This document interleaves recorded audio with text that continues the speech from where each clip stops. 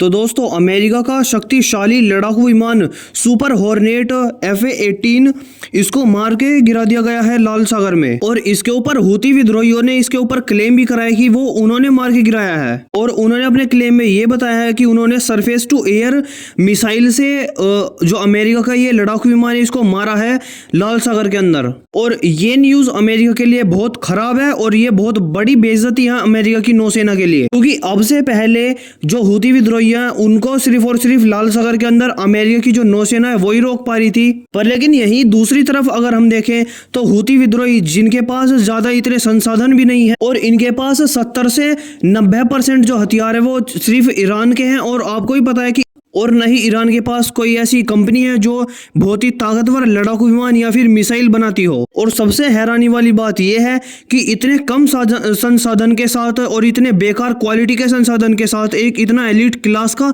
लड़ाकू विमान मार दिया गया, और वो भी उस देश की नौसेना जो देश पूरे वर्ल्ड के अंदर सुपर पावर है। और यही अमेरिका ने एकदम बचाव करा और अमेरिका ने कुछ ये सफाई दी है कि और इन्होंने ये बोला है कि ये एक फ्रेंडली फाइट के अंदर क्रैश हुआ है।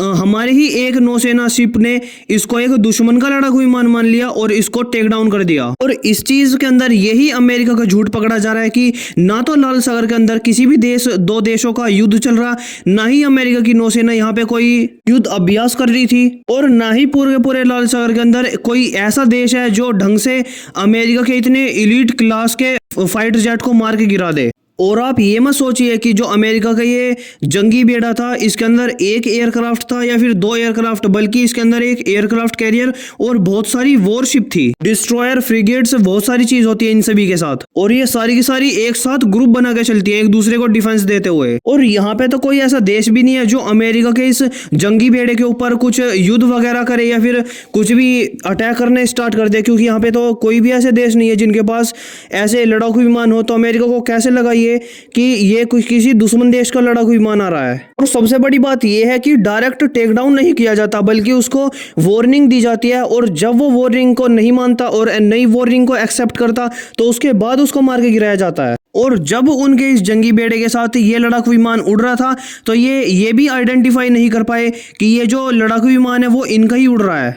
और इनको सुपर पावर इसीलिए बोला जाता है क्योंकि इनके पास आधुनिक हथियार हैं और आधुनिक टेक्नोलॉजी का यूज करते हैं। ये क्या ये अपनी वॉरशिप के द्वारा अपने इस लड़ाकू विमान को भी पहचान नहीं पाए? और यही कुछ बड़े बड़े सवाल उठते हैं कि अमेरिका की जो नौसेना है उसको ये भी पता नहीं चला कि ये जो एयरक्राफ्ट है ये इनका ही है, किसी दुश्मन देश का नहीं है। और अभी के टाइम पे हूती विद्रोही ये बोल रहे हैं कि हम आने वाले टाइम के अंदर प्रॉपर एविडेंसेस और प्रूफ रखेंगे कि ये एयरक्राफ्ट जो है ये हमने ही मार के गिराया है। और अमेरिका की जितनी भी न्यूज एजेंसी है और जितने भी न्यूज रिपोर्टर वगैरह हैं वो सभी इस न्यूज को दबाने की कोशिश कर रहे हैं, क्योंकि आज के टाइम FA-18 सुपर हॉर्नेट लड़ाकू विमान है इसको बहुत ही ज्यादा बड़े पैमाने पर एक्सपोर्ट भी किया जाता है दूसरे देशों को।